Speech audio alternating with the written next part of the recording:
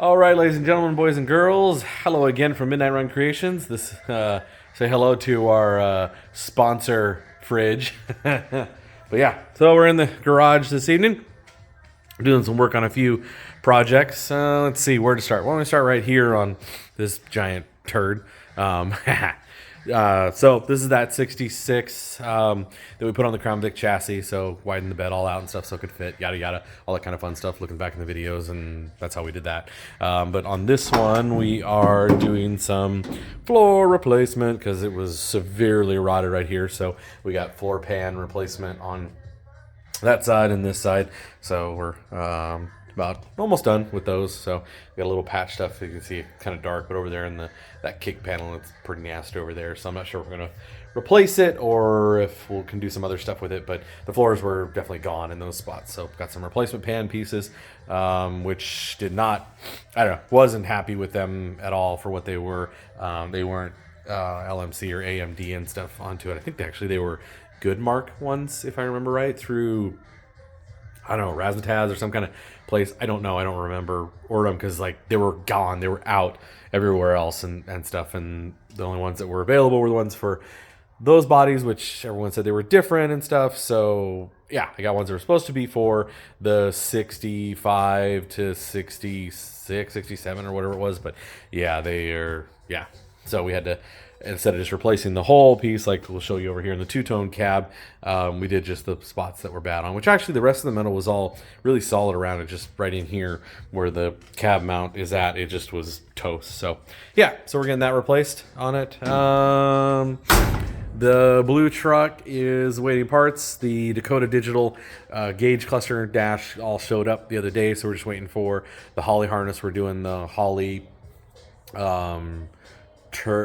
what are we doing? I can't even remember. I don't remember. We're doing the Max S one on that one because the other ones won't talk to the transmission on the 4R70W for the Ford transmission stuff. So we'll also have fuel tank coming from Andrew Peterson for that one as well too, to be able to run the Holley setup with it and stuff. Dakota Digital gauges, and then we'll have the AC system that we'll try to figure out later on it. So yeah.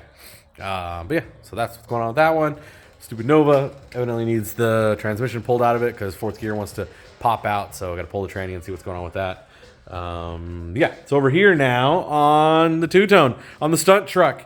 As you have already seen, we have the QA1 double adjustable coilovers up front, which slams us all down. I've got it set right now, so it's 2 inches lower than factory. And then just today, this is what we got done, was we got the QA1 shocks single adjustable in the rear, like we got in the front, sorry, single, not double. It's single adjustable. We got lowering springs, I think from Moog, if I remember right. Customer got them, and then we got the badass billet aluminum Metco upper and lower control arms with the Z bar, of course, that you can see back here onto it, or whatever it's called. I call it the Z bar. Anyway, so yeah, got that.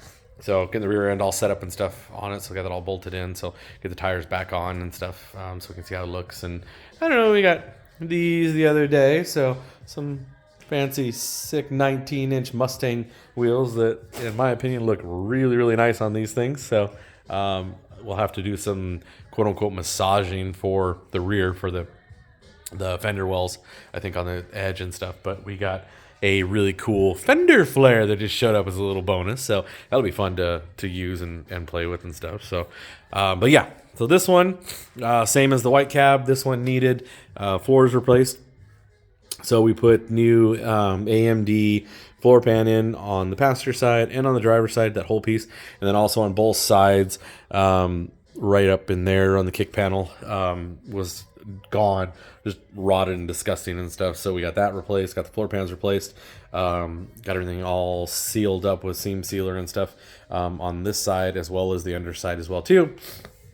And then coated everything, did some sound and heat deadener coating inside the cab floor as well too, so that'll help cut down on that fun stuff. So yeah, and then as you can see, which I'm too close, but cab is on, so it just needs to get all situated on the mounts, my mounts of course. So just as a side note, if you haven't seen before, we sell the front cab mounts as well as the rear cab mount as well too. That's that black bar tucked up underneath of there, so that's kind of where it sits. As you can see, without no bushings in it right now. Well, it's got the front ones there, but nothing on the other side. So yeah, so $375 for the rear mount, shipped anywhere in the United States, and $150 for the front mounts, shipped anywhere in the United States. But yeah, that's kind of, as you can see, where it sets.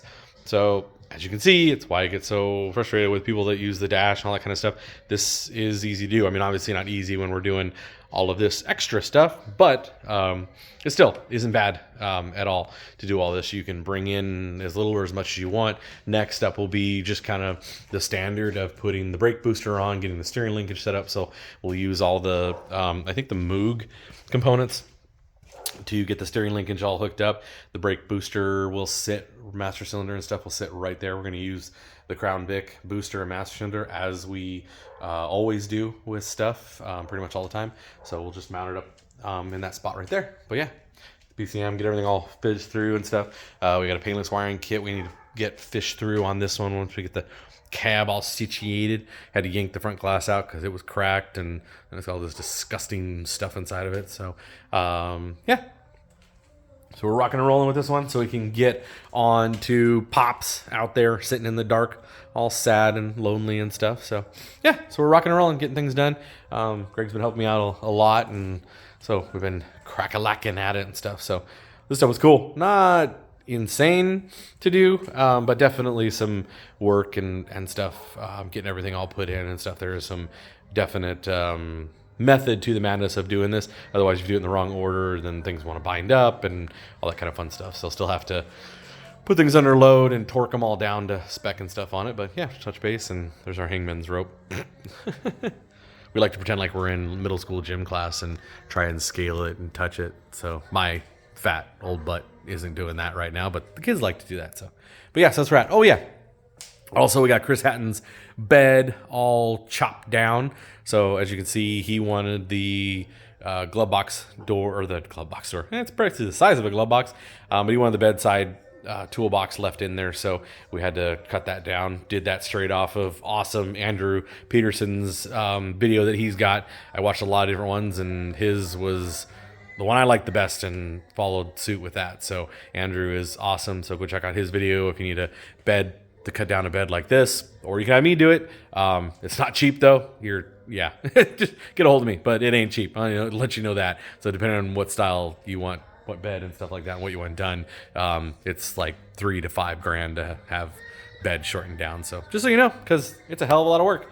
But yeah, so we got that shortened down. I don't know, door somewhere here, got the door all shortened down, 2 on it, so didn't turn out too awfully bad. This one did a little bit differently because obviously needed to keep that back bed mount on there because he's just doing a factory short bed, not a Crown Vic swap, so it has to fit, in the spots where it needs to fit. So we just took it out up here in the middle of the bed, so we got the seam in the middle of the bed. Same with over here too, this front headpiece. Normally I don't really mess with that a whole lot with the Crown Vic swap ones because we do a different mounting style onto it, but this one we had to have that mount there, so we took it out of here and pinched it together. Normally I clip it and then just slide the head of the bed so we don't have so much other stuff, especially, well, what it mainly does is it makes it so you don't have that line in the middle of the bed floor.